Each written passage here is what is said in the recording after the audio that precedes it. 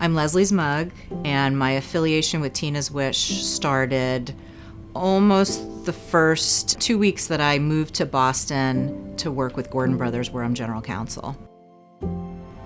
I came from a family who, as far as we knew, had no family history of cancer. In between my move from Nashville, Tennessee to Boston to start working with Gordon Brothers, had a bucket list of things that I wanted to do. One of them was taking a genetic test. So I get the results back, and I saw BRCA2 on that second page, and I was like, what is that about?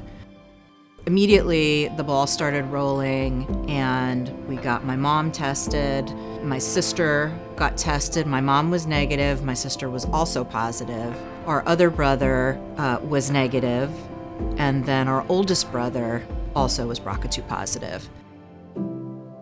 My father passed away when I was in law school. We were not close with his family until today, so it was a great surprise to us to learn that we likely inherited this genetic mutation through my father's side of the family. And so it really was a paradigm shift in the way that we viewed ourselves.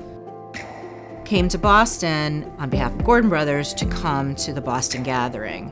I was surprised to see when I got there that it wasn't just a meet and greet, and it wasn't just about networking, that there was a panel, there was an oncologist, a cancer researcher, and there was a geneticist on the panel. I asked a question during the panel discussion, and I, for the first time, said, here's what happened to me. I just got this information.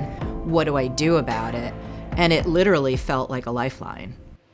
So I went from having no information and being actually very undereducated about what the mutation meant to, in one night, forming a plan of action for the very next day to take care of it.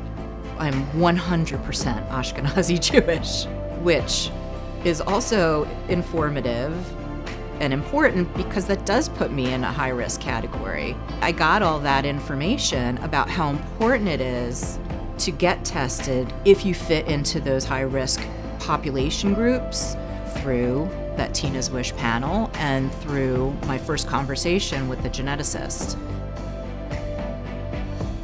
So I actually did call up the people who were on the panel, made an appointment to do the first step, which is getting a retest just to confirm that I had the mutation, and then doing genetic counseling and getting very detailed data that could inform my decision about what to do next.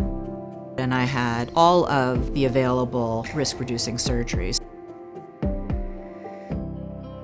My oldest brother was diagnosed with stage 4 pancreatic cancer. The treatment proved ineffective.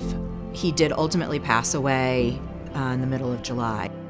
Honestly, he had prostate cancer that he survived 6 years before his pancreatic cancer. He was never tested at that time for the mutation. Had he been tested, they might have been able to do more rigorous and aggressive screening so that he didn't go from experiencing symptoms to 7 months later finally getting a diagnosis of stage 4.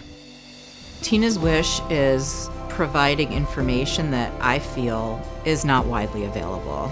The information is provided from a place of extreme credibility because of the organization's mission to fund research. The educational efforts are so important because of the unique platform that Tina's Wish already has by virtue of engaging with the medical community and engaging with a vast population of very educated supporters.